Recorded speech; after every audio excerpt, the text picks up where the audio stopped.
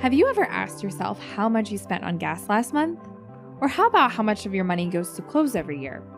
The spending tool can answer all of these questions and do a whole lot more. The spending tool breaks down how much you spend in various categories and how much income you bring in.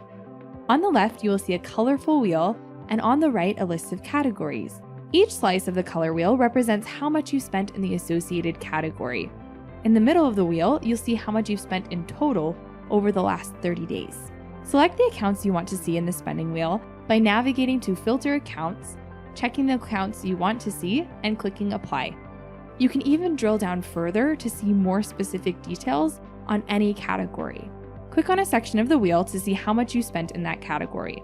Click on the category again to see a breakdown of spending by subcategory, such as how much of your spending in food and dining is spent on groceries versus eating out. Then click on the subcategory or on the center of the spending wheel to see the transactions associated with the selected subcategory. From this view, you can also edit the transaction details, just like you can in the main transaction tool. To return to the main spending wheel, click on the blue arrow in the corner, or in the gray area outside of the transactions view. To view your income, click on Income on the top right. As with spending, you can click on an income category to view your income by subcategory and drill down to the transaction level if desired.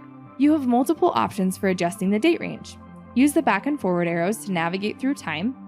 Use the drop-down arrow to select from a list of preset date range options, or use the calendar view to select a custom date range. With such a clear breakdown of your spending, you'll find it easy to spot any holes in your wallet or areas in your financial life where you're giving away dollars that you're not necessarily getting any value back for.